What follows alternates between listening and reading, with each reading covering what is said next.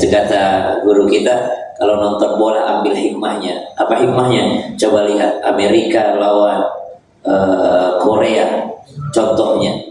Yang tuan rumah Amerika, Korea dicemooh karena main di daerahnya Amerika. Tapi apakah mereka down karena cemooh penonton? Tidak. Kenapa? Karena fokusnya bikin gol saja. Bukan fokus kepada penonton, tapi fokusnya kepada golnya saja. Nah, itu kalau beribadah pun demikian. Mau dibilang orang baru taubat, orang baru hijrah, ini soalin, tidak usah fokus sama itu. Fokusmu apa? Fokusmu golmu. Golmu apa? Golmu adalah ridhonya Allah. Jadi tidak usah pedulikan komentarnya. Karena kita fokusnya mendapat ridhonya Allah Subhanahu wa ta'ala.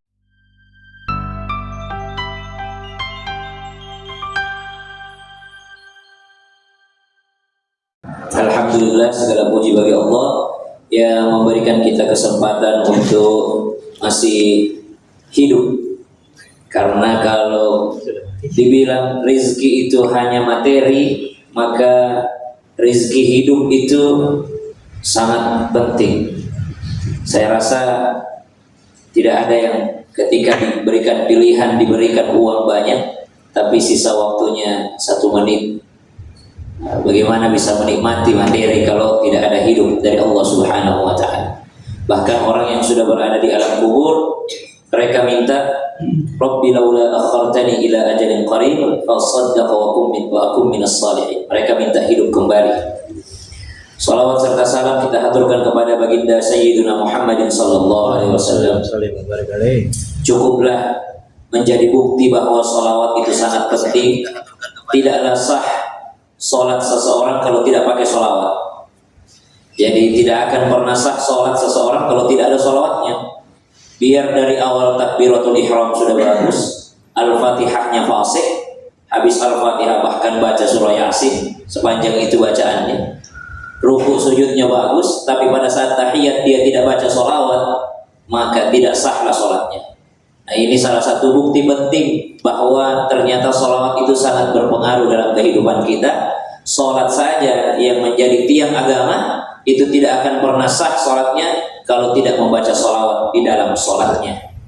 Orang sholat jenazah ada sholawat di takbir kedua. Sholat fardu tidak akan pernah sah kalau tidak pakai sholawat. Alhamdulillah ala kulli hal, segala puji bagi Allah dalam segala keadaan. Maghrib ini Allah izinkan kita bermajelis ilmu.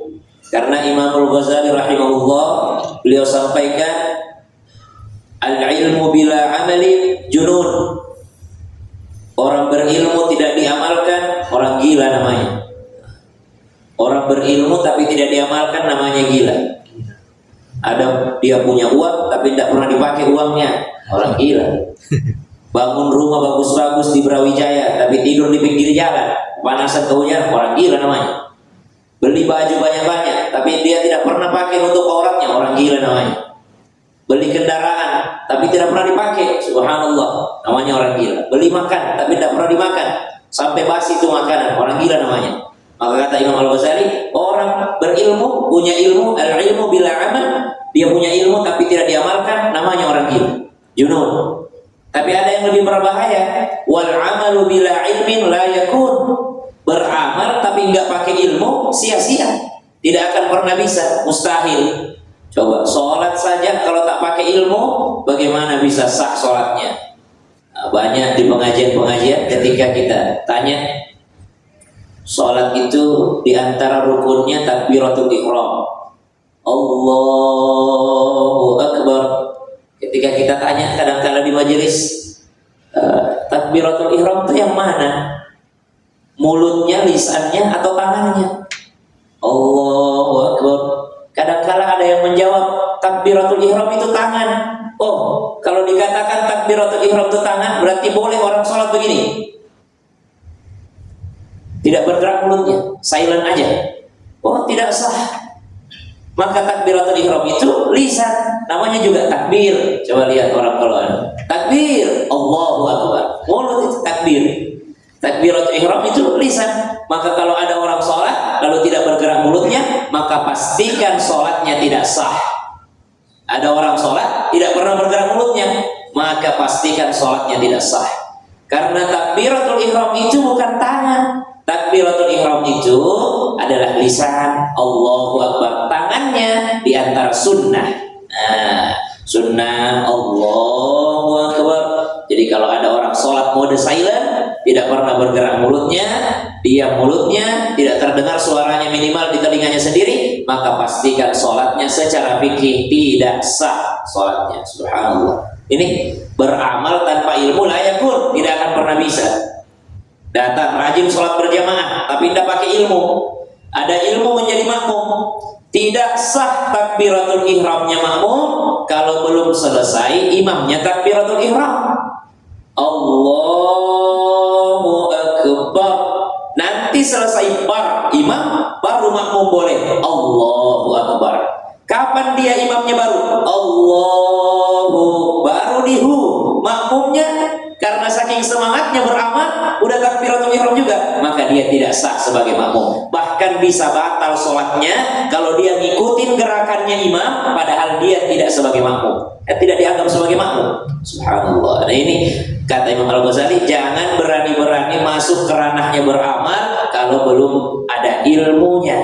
Karena wal amalu bila ilmin la yakun, amal tanpa ilmu tidak akan pernah bisa. Subhanallah.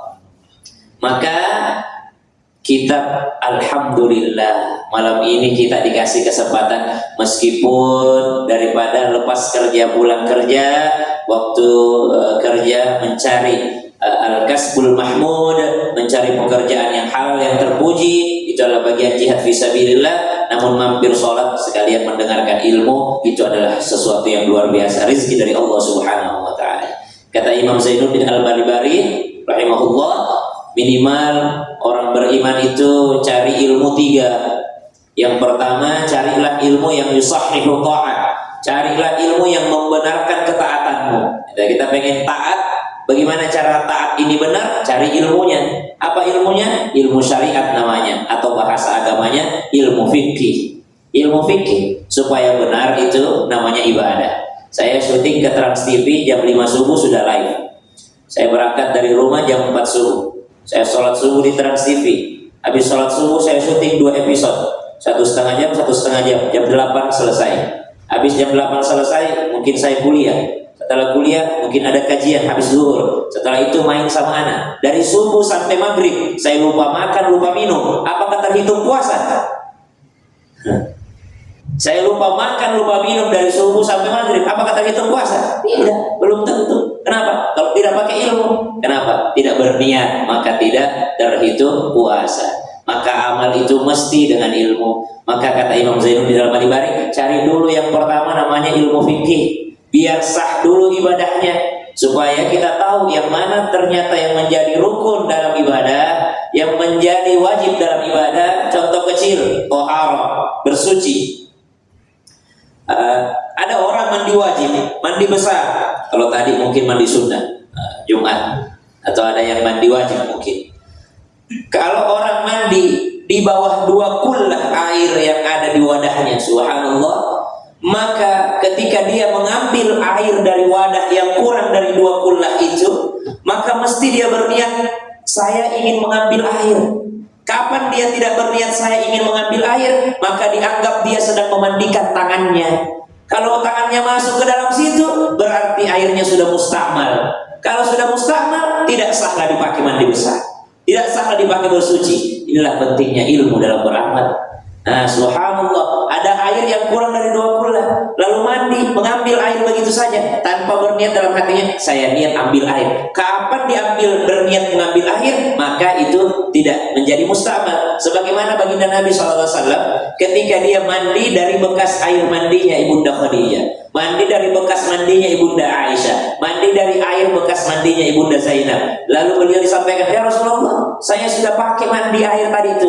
Maka kata Nabi SAW, sesungguhnya air itu tidak junub. Air itu tidak junub, yang junub adalah kita. Air ini masih bisa dipakai bersuci dengan syarat ketika engkau mengambil air, maka engkau mengambilnya dengan ilmu. Ambil air dengan niat mengambil air. Kapan tidak berniat mengambil air? Tangan itu masuk ke dalam ember, maka tangan ini dianggap mandi besar. Ketika dia masuk ke dalam ember lalu ditarik kembali, maka air yang ada di ember sudah menjadi mustakmal, tidak bisa lagi dipakai bersuci. Subhanallah. Wal amalu bila ilmin la yakun. Beramal tanpa ilmu tidak akan pernah bisa. Selain daripada rukun-rukun dalam sholat, dalam ibadah pun banyak sunnah-sunnahnya. Tapi kata guru kami, sunnah-sunnah Nabi yang paling sulit diikuti itu yang urusan perut, Bapak. Walaupun banyak sunnah dalam sholat itu, ada kitab Al-Fumi'ah, sunnah min sunanis sholat, ada 1000 sunnah dalam sholat. Tapi kata ulama, sunnah yang paling susah diikuti itu yang berhubungan dengan perut. Kenapa bisa? Yang paling susah diikuti Nabi itu yang berurusan dengan perut.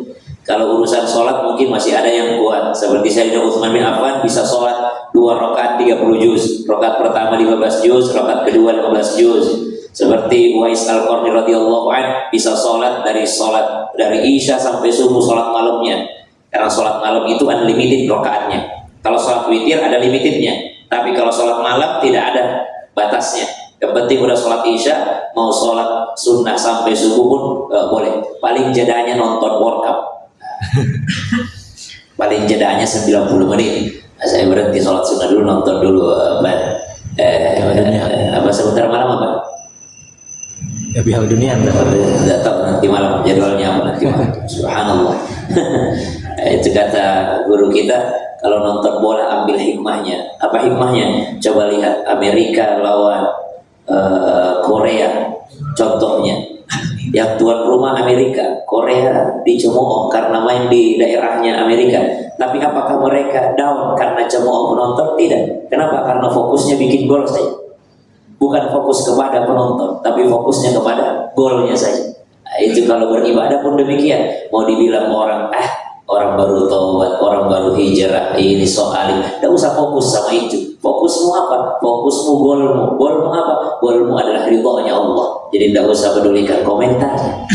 Karena kita fokusnya mendapat ridhonya Allah Subhanahu wa ta'ala. Sunnah Nabi yang agak susah diikuti urusan perut. Kenapa? Nabi pulang dalam keadaan lapar, bertanya kepada Ibunda Aisyah, "Ya Umairah, sarapan apa kita pagi ini?" Kata Ibunda Aisyah radhiyallahu anha, "Tidak ada makanan ya Rasulullah." "Tidak mengapa, kalau begitu saya puasa." Subhanallah, itu urusan perut susah diikuti.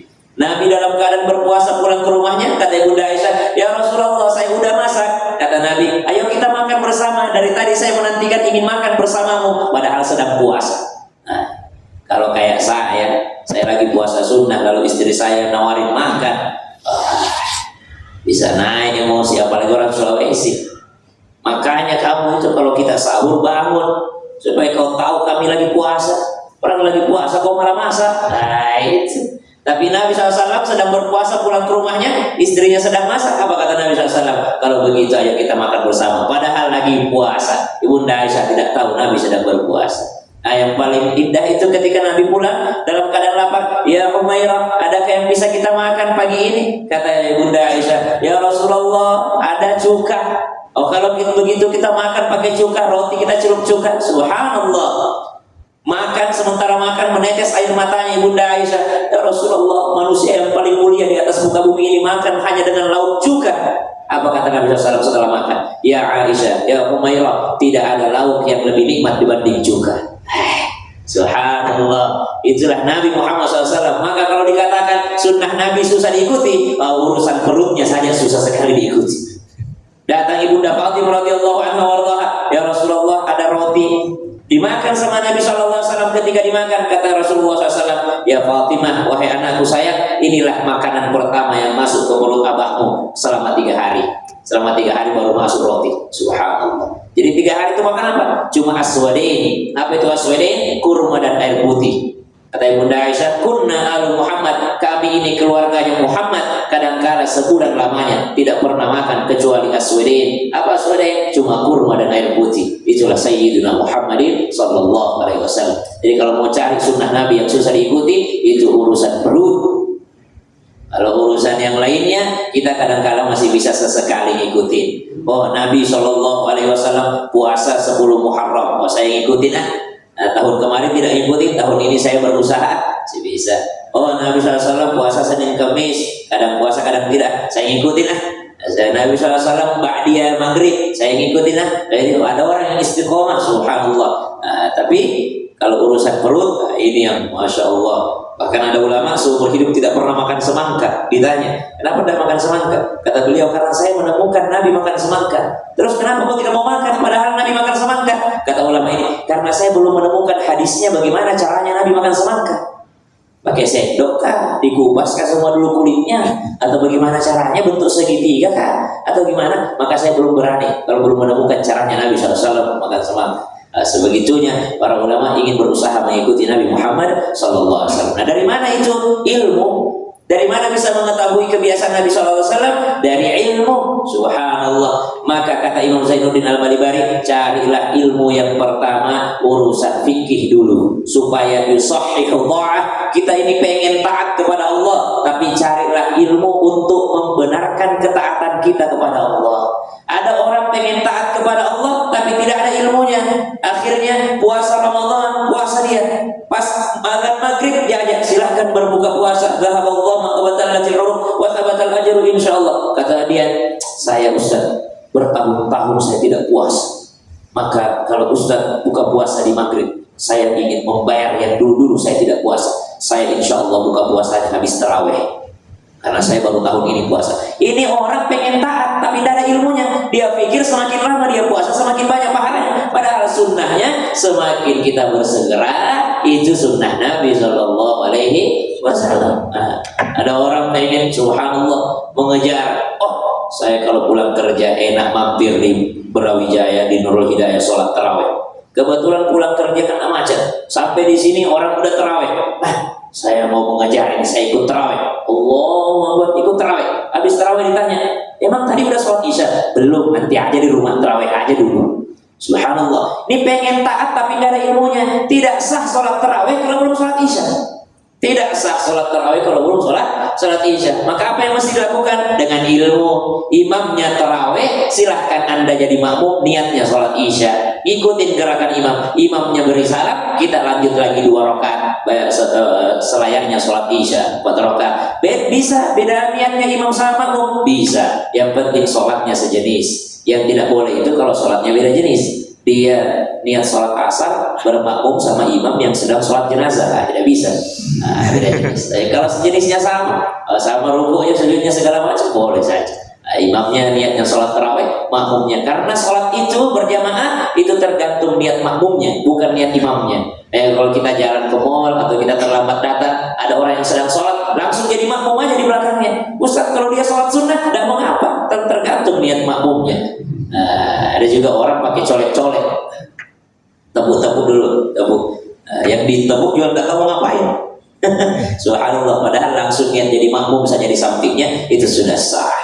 Itu kan tergantung niat makmumnya. Enaknya kita beramal dengan ilmu. Al-ilmu bila amal junun, wal amalu bila ilmin la yakun. Kata Imam Al-Ghazali, maka ilmu tanpa diamalkan itu orang gila, tapi beramal tanpa ilmu itu adalah sesuatu yang tidak akan pernah bisa. Bahkan hati-hati terjebak godaan syaitan, godaan nafsu ketika beramal kalau tidak pakai ilmu. Mana contohnya? Kebetulan pengen tahajud, ngejar tahajud, wah jam 12 malam sudah sholat tahajud. Tapi karena dia terlalu pagi sholat tahajudnya, akhirnya jam 2:30 dia baru tidur. Subhanallah, bangun-bangun 7:30 pagi. Sholat tahajudnya dikejar, sholat witirnya dikejar, lalu dia terlambat sholat subuhnya. Subhanallah. Kalau mau sholat witir itu kan syaratnya cuma 1, dilaksanakan habis sholat isya. Ada 2 versi dari 4 khulafaur rasyidin. Ini 2 yang sholat witir sebelum tidur, 2-nya lagi sholat witir setelah tidur. Abu Bakar As-Siddiq radhiyallahu anhu, Utsman bin Affan radhiyallahu anhu, mereka berdua ini sholat witirnya sebelum tidur. Abu Bakar dan Utsman. Kalau Umar bin Khattab dan Sayyidina Ali karramallahu wajhah, mereka berdua ini sholat witirnya nanti tengah malam bangun tidur. Ditanya Abu Bakar As-Siddiq, ya Abu Bakar, ya Siddiq, kenapa engkau sholat witir sebelum tidur? Kata Abu Bakar As-Siddiq, karena tidak ada jaminan saya bisa bangun. Ditanya, kenapa kau sholat witir sebelum tidur? Kata Abu Bakar As-Siddiq radhiyallahu anhu, karena orang yang witir itu dicintai sama Allah, saya pengen tidur dalam keadaan dicintai sama Allah. Kenapa kau witir sebelum tidur? Kata Abu Bakar As-Siddiq radhiyallahu anhu, karena saya tidak tahu saya bangunnya masih di Mekah atau pas bangun sudah berada di alam barzakh. Tidak tahu saya. Saya malu kalau ketemu sama Allah di alam barzakh, lalu saya belum sholat witir, maka saya witir dulu sebelum tidur. Itu Abu Bakar As-Siddiq, Utsman bin Affan. Tapi Sayyidina Ali karramallahu wajhahu berkata, kenapa engkau sholat witirnya pas bangun tahajud? Karena saya mengejar keutamaannya bangun tengah malam. وَمِنَ اللَّيْلِ فَتَهَجَّدْ بِهِ نَافِلَةً لَكَ عَسَىٰ أَن يَبْعَثَكَ رَبُّكَ مَقَامًا مَحْمُودًا. Ada keutamaan tempat yang terpuji, makom yang terpuji bagi orang yang bangun tengah malam, maka saya mengejar itu. Jadi dua versi. Kalau kita sudah istiqomah bangun tengah malam, bagusnya bangun tengah malam. Tapi kalau belum istiqomah bangun tengah malam, bagusnya habis sholat isya langsung sholat witir. Kalau tengah malam terbangun lagi, silahkan sholat tahajud tanpa witir, karena sudah tadi witirnya. Nah, kalau mau istiqomah itu lantas taswif, jangan ditunda-tunda. Subhanallah, karena syaratnya witir cuma satu, dilaksanakan habis sholat isya. Saya tinggal di Tangerang Selatan, lalu naik mobil ke Bandung. Sampai di Bandung saya sudah berstatus musafir, maka saya boleh jamak qashar sholat karena sudah lebih daripada 2 marhalah, 82 km. Sampai di Bandung, subhanallah, saya sholat maghrib. Habis sholat maghrib 3 rakaat, langsung ambil sholat isya 2 rakaat, jamak qashar. Habis sholat isya 2 rakaat, saya mau langsung sholat witir, sudah boleh. Padahal masih maghrib itu. Kenapa? Saya sudah melaksanakan sholat isya. Syaratnya sholat witir dilaksanakan habis sholat isya. Sebaliknya, ada orang ketiduran, subhanallah, habis maghrib, terbangun tengah malam, langsung dia mau melaksanakan sholat witir, maka tidak boleh. Kenapa? Karena dia belum sholat isya. Jadi witir itu syaratnya cuma satu, dilaksanakan habis sholat isya. Nah, sholat sunnah juga hukumnya bisa dicicil. Contoh, habis sholat subuh ikut kajian Masjidul Hidayah, sampai syuruk. Pas syuruk langsung sholat 2 rakaat, namanya sholat duha di awal waktu yang diawalkan. Setelah itu pulang ke rumah, habis mungkin minum americano atau habis workout atau apapun itu, sholat lagi 4 rakaat. Jadi duhanya sudah 6 rakaat. Nanti sebelum duhur masih ada waktu ya, sudah mandi, sudah apa segala macam, sudah kerja ini, masih ada waktu sebelum duhur, tambah lagi 2 rakaat, maka duhanya jadi 8 rakaat. Sholat sunnah itu bisa dicicil. Dan bisa di mana saja, bedanya sama sholat fardu. Sholat fardu mesti berdiri menghadap kiblat, itu sholat fardu. Tapi kalau sholat sunnah, kalau mau istiqomah, di mobil pun laksanakan sholat duha. Di mobil pun laksanakan sholat duha. Kenapa? Sholat sunnah tidak disyaratkan harus berdiri dan menghadap kiblat. Di mobil pun, subhanallah, sholat sunnah duha rakaat ini mustaqbilal sopir lillahi ta'ala, karena dia menghadap sopirnya, dia menghadap kap mesinnya. Jadi sholat sunnah itu bisa di mana saja. Kalau sholat fardu mesti dia menghadap kiblat, tapi kalau sholat sunnah bisa dalam keadaan semampunya. Yang penting yang dikejar istiqomahnya dulu, ya, insya Allah. Tapi tetap saja itu sunnah, minimal perhatikan yang wajib. Kemudian yang kedua, kata Imam Zainuddin Al-Malibari, kalau sudah mempelajari ilmu syariat, ilmu fikih, masuklah yang kedua, ilmu akidah. Kenapa ilmu akidah itu penting? Karena banyak orang fikihnya bagus, tapi niatnya kepada yang lain. Baca Yasin bagus, ziarah kubur bagus sekali, tapi kalau tidak ada akidah, bisa minta-minta sama kuburan. Ziarah kubur bagus sekali. Saya datang ziarah ke makamnya Sunan ini, makamnya Kiai ini, makamnya Habib ini, makamnya ulama ini. Untuk apa? Saya harus akidahnya bagus. Saya berniat kepada Allah, saya sudah mengunjunginya di dunia. Mudah-mudahan saya ketemu nanti di surga. Saya niat kepada Allah, ya Allah ya Rabb, ini kekasihmu. Saya pengen cari sejarahnya, biografinya apa ya Sunan ini. Oh kenapa ya Kiai ini bisa ini. Oh apa ya amalannya dulu ya. Oh Masya Allah saya pelajari, subhanallah. Maka ini ziarah kuburnya bagus. Tapi kalau tidak ada akidah, fikihnya bagus, ziarah kuburnya bagus, tapi minta-minta sama yang dalam kubur, maka tertolaklah daripada apa yang dilakukan. Bahkan sangat berbahaya bagi akidahnya. Contoh, fikihnya bagus, tajwidnya bagus, sholatnya bagus, Allahu Akbar, baik sesuai sunnah semua. Tapi niatnya karena pengen dilihat orang, maka tidak ada pahalanya. Ya ayyuhalladzina amanu la tubtilu sadaqatikum bil manni wal adha kalladzi yunfiqu malahu ria'an nas. Ibadahnya ria'an nas, pengen dilihat sama orang. Akhirnya subhanallah bermasalahlah ibadahnya. Fikihnya bagus tapi akidahnya kurang, tauhidnya kurang ya. Maka dikatakan amalan hati mengalahkan amalan fisik. Niat itu mengalahkan amalannya. Niat itu mengalahkan. Ada orang berniat pergi sholat ke sini, tiba-tiba di tengah jalan sakit segala macam, tidak jadi datang sholat berjamaah. Apakah sudah dapat pahala berjamaah? Sudah dapat, karena niatnya sudah ada. Sebaliknya, ada orang berniat jahat. Saya berniat mau membobol kotak amalnya Nurul Hidayah. Kebetulan saldonya banyak. Ya mau bobol saldo kasnya Masjid Nurul Hidayah, saldonya banyak. Datang ke sini, tiba-tiba di tengah jalan, aduh, astagfirullah, inni akhafullah rabbal alamin. Kenapa saya punya ada perasaan begini? Saya takut sama Allah. Tidak jadi dia lakukan, maka dapat pahala.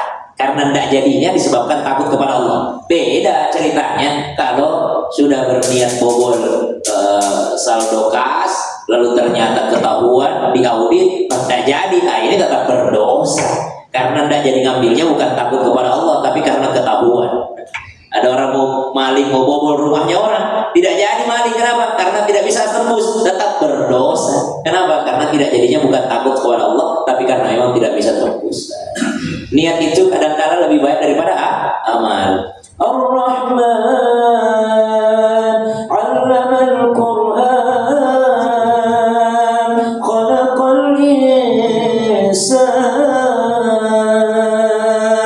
Wah, enak memang. Tajwid ada, suara ada, nada ada, murattal ada, tapi ada pahalanya? Belum tentu. Kalau niatnya cuma pengen dibilang qori, kalau niatnya cuma pengen dibilang hafiz, kalau niatnya cuma pengen dibilang bagus suaranya, maka ini niat itu mengalahkan amal.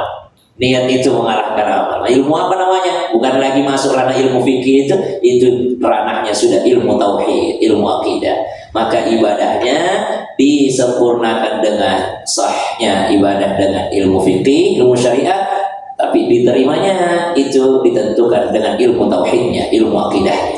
Subhanallah. Kemudian kata Imam Zainul Al-Balibari, sempurnakan semuanya dengan ilmu yang ketiga. Satu, ilmu fikih biar sah ibadahnya. Dua, ilmu tauhid biar diterima ibadahnya. Tapi yang ketiga, efek daripada ibadah ini mesti ada. Ilmu apa itu? Namanya ilmu akhlak.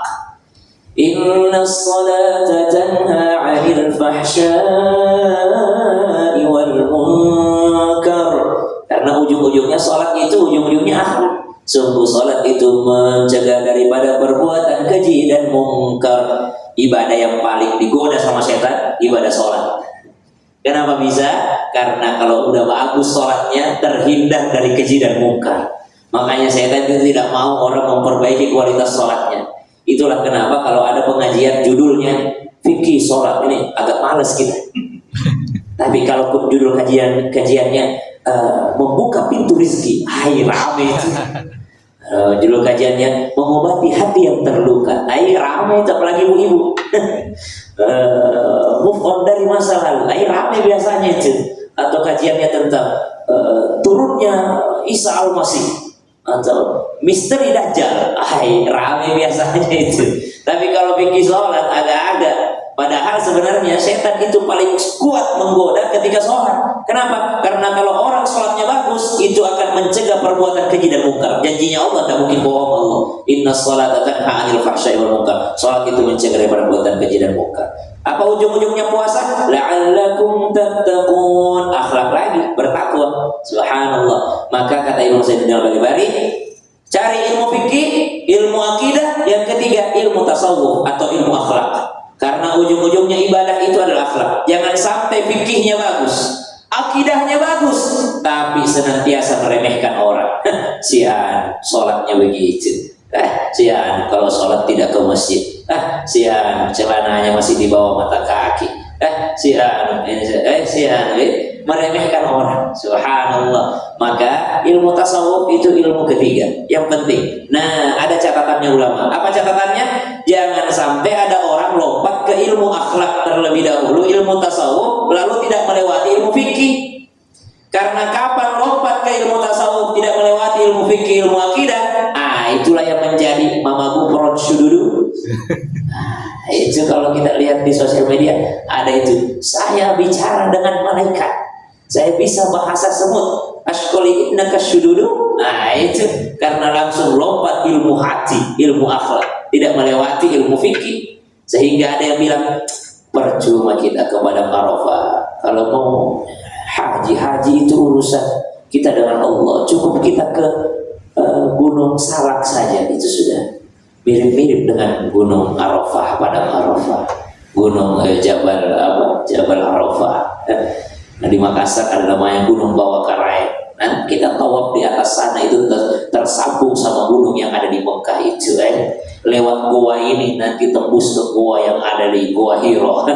Itu kenapa? Lompat, tidak melewati ilmu fikih, tidak melewati ilmu akidah, langsung lompat ke ilmu tasawuf. Sehingga ada yang bilang begini, sholat itu urusan hati, yang penting hati kita tersambung. Apa gunanya bergerak-gerak itu kalau hati tidak bersambung? Wah, ini repot juga. Ada kalau perempuan ibu-ibu kadang percuma jilbab dipakai ditutup rambut kalau lisan masih ngomongin orang. Beda Pak. Kalau nutup aurat itu urusan fikih, kewajiban kepada Allah, efeknya nanti kita bisa menjaga lisan. Kalau dikatakan lebih saya memang tidak nutup aurat, tapi saya tidak ngomongin orang. Beda juga. Itu urusannya itu. Percuma kita sholat, yang penting kita baik sama orang. Ini orang tidak melewati bab fikih, tidak melewati bab akidah, langsung ilmu tasawuf, langsung ilmu akhlak. Maka 3 ilmu ini saling menyempurnakan. Fikih supaya sah ibadahnya, akidah supaya diterima ibadahnya. Kalau ada fikih, ada akidah, tidak ada tasawuf, susah juga, sombong jadinya. Itu imamnya tadi, itu tajwidnya kurang bagus. Itu tadi, itu ini ya. Itu pengajiannya siapa bawakan, itu ustaz artis. Apa itu ustaz artis? Itu ustaz TV. Itu bagus memang fikihmu, akidahmu, tapi tidak ada tasawuf, tidak ada akhlak, hobinya meremehkan orang. Tapi ada akhlak, ada tasawuf, ada fikih, susah juga, langsung lompat jadinya. Percuma sholat. Sholat itu cuma gerakan fisik doang, yang penting hati tersambung dengan Allah. Saya ini kalau orang Bugis bilang sempajat tak betul, saya ini tidak usah bergerak, hati saya sudah sholat terus kepada Allah. Nah ini juga ketiga ilmu yang mesti saling melengkapi. Belum masuk waktu saya? Belum ya? Belum. Sebelum lagi. Maka ini karena tahun baru hijrah, ini belum mulai ceramah saya, ini baru opening. Karena tahun baru hijrah, bagaimana kita upgrade diri? Ada beberapa tips dari ulama. 7, ada 7 sedikit saja. 1, kalau mau bertambah baik, ada namanya mu'ahadah. Apa itu mu'ahadah? Al-ahdu, janji. Mari kita berjanji pada diri kita, berjanji menjadi lebih baik di tahun ini. Kalau tidak ada janji, kadang-kadang kita santai. Tapi kalau kita janji kepada Allah, saya berjanji, ya Allah, izinkan saya, bantu saya tahun ini lebih baik daripada tahun kemarin. Tahun kemarin 10 Muharram saya tidak puasa, saya berjanji 10 Muharram ini saya puasa. Minimal sudah ada niatnya. Jadi kalau mati di 9 Muharram sudah ada puasa, ada pahala. Karena sudah niat, sudah janji. Saya pengen puasa. Ada perjanjian pada diri sendiri, baik itu memperbaiki ibadahnya yang wajib atau menambah dengan yang sunnah-sunnah. Tidaklah orang menambah dengan yang sunnah-sunnah kecuali Allah akan mencintainya. Tambah banyak sunnah yang diamalkan, tambah banyak cintanya Allah yang dia dapatkan. Subhanallah. Kalau sudah ada janji, maka orang itu biasanya akan mujahadah. Apa mujahadah? Al-juhdu, jihad. Dia akan bersungguh-sungguh karena ada janjinya. Saya akan sungguh-sungguh. Mana bentuk kesungguhannya? Nambahin ilmu, nambahin niat, nambahin, bersungguh-sungguh melakukannya karena sudah ada janjinya. Subhanallah. Kemudian kalau sudah dia mujahadah, yang ketiga biar tambah baik lagi, ada musara'ah. Apa musara'ah? Wasari'u ila maghfiratin min rabbikum wa jannatin 'arduha as-samawati wal ardu 'iddat lil muttaqin. Musara'ah. Apa musara'ah? Bersegera. Jadi kalau sesuatu yang pengen diistiqomahkan, itu lakukan dengan segera. Kalau sudah ada tekad niat ingin melakukan sesuatu, usahakan segera. Kata ulama, kapan kebaikan itu ditunda, biasanya tidak jadi itu. Kalau ditunda itu kebaikan, nantilah saya pulang umroh lah baru saya jamaah di masjid. Nantilah saya pulang haji baru saya istiqomah salat biasanya tidak jadi itu. Jadi kalau sudah ada keinginan langsung saja, langsung taswif, jangan ditunda-tunda. Musarah, bersegera. Orang bisa bersegera itu biasanya orang bisa semangat lari maraton itu. Orang biasa semangat lari atau semangat ini karena apa? Karena ada yang dikejar. Maka penting juga kata ulama ada namanya musabaqah. Apa musabaqah itu? Fastabiqul khairat, lomba, berlomba-lomba dalam kebaikan. Sabiqu ila maghfiratin min rabbikum, berlomba-lomba. Jadi karena ada saingannya dia orang, makanya disebutkan manjalas janas. Siapa yang duduk bersama akan sejenis. Ini pepatah Arab, manjalas janas, siapa yang duduk bersama akan sejenis. Maka bagus sekali kalau kita cari partner dalam berlomba-lomba dalam kebaikan. Oh si Anwri, dulu saya cuma sama dia, kita kalau datang sholat berjamaah maghrib aja. Sekarang saya lihat dia duhur aja udah berjamaah. Saya pengen juga, saingan sama dia. Waktu Imam Hasan al-Basri sedang duduk, datang anjing di dekat betisnya. Anjing ini nyendernya dari betisnya Imam Hasan al-Basri rahimahullah. Kata muridnya, ya Syekh, ya Imam, ada anjing, usir Imam. Kata Imam Hasan al-Basri, saya senang duduk dengan anjing. Kenapa Imam? Saya lebih aman duduk bersama dengan anjing dibandingkan duduk bersama dengan teman yang tidak soleh. Kenapa Imam? Duduk bersama dengan anjing, anjing tidak bisa dorong saya masuk neraka.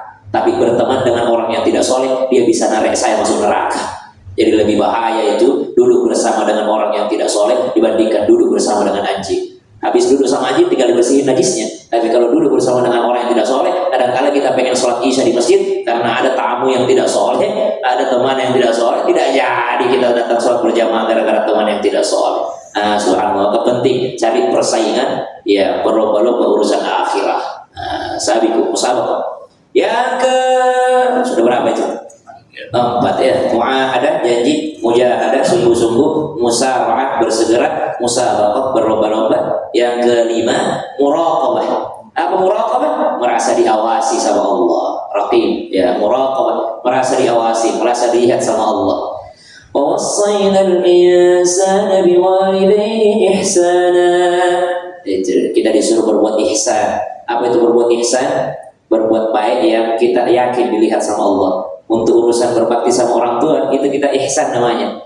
Kenapa disebut ihsan? Karena kita berbuat baik sama orang tua karena pengen dilihat sama Allah, bukan dilihat sama orang tua.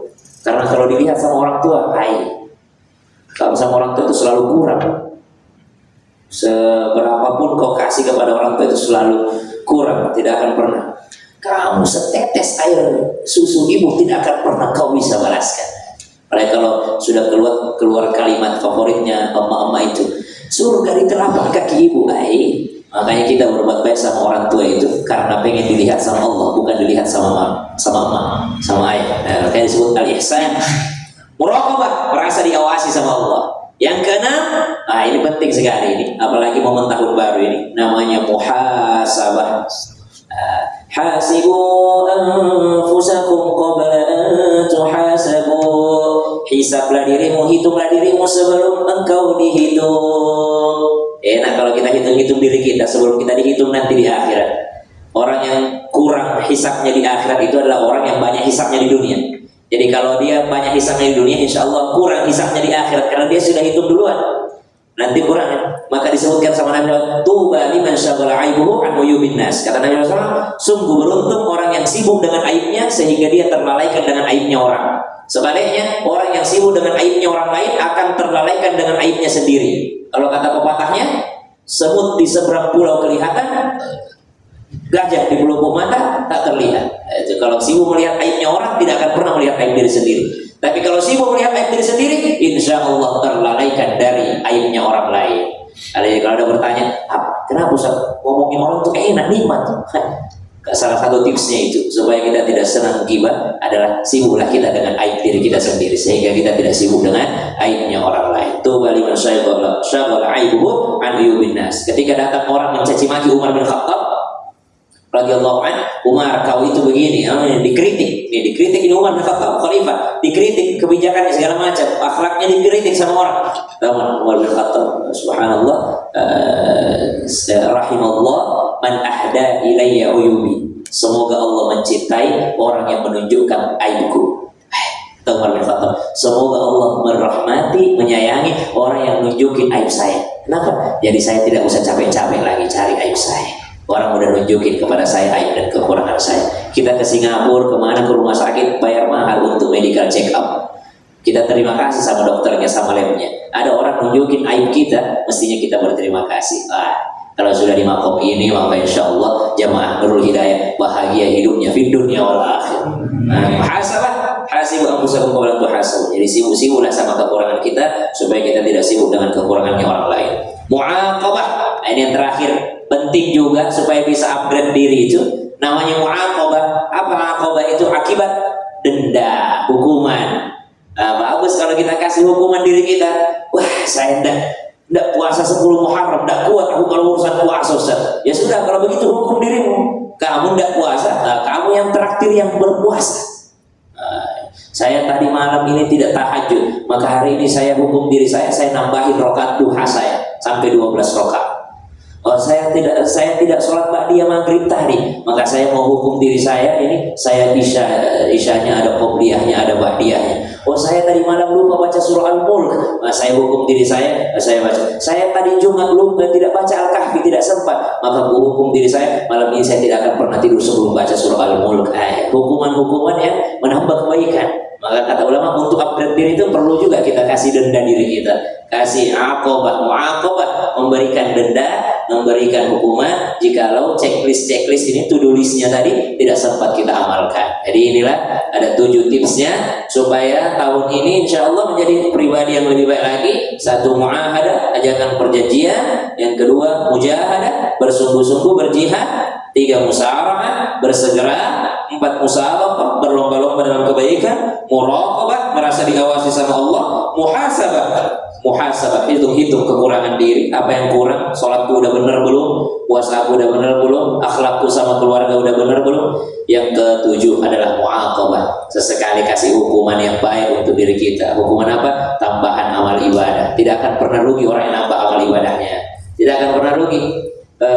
Wa amma man thaqulat mawazinuhu fa huwa fi 'ishatir radiyah. Yang berat timbangan amalnya, itulah yang selamat. Jamaah, sudah masuk waktu Isya?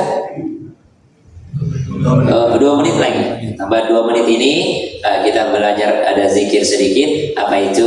Kata Nabi SAW, memperbanyak membaca la haula wala quwwata illa billah. Tidak ada daya, tidak ada upaya, kekuatan kecuali dari Allah. Ini bagus dibaca. In this economy, dalam keadaan ekonomi yang seperti ini, tetaplah berikhtiar yang baik, karena kita ini belum sampai di makom tajrid. Ada memang orang itu makomnya tajrid. Apa itu tajrid? 4D, duduk, diam, duit, datang. Makomnya beda ini. Tajrid, sudah duduk, diam, duit, datang. Kalau kayak saya ini umumnya mesti kerja. Kerja itu adalah sunnatullah dan perintah Allah. Dalam surah Al-Mulk disebutkan, "Walladzi ja'ala lakumul arda dhalulan famshu fi manakibiha wa kulu min rizqihi wa ilaihin nusyur." Dialah Allah yang menjadikan bumi ini mudah dijelajahi, maka menjelajahlah dan makanlah dari rezekinya. Nah, itu Allah tidak bilang maka duduklah diam di rumah, rezeki akan datang. Tidak, Allah bilang menjelajahlah. Bahkan hari Jumat itu, idza nudiya lis-salati min yaumil jum'ati fas'au ila dzikrillah, bersegera untuk berzikir kepada Allah. Tapi fa idza qudiyatis shalah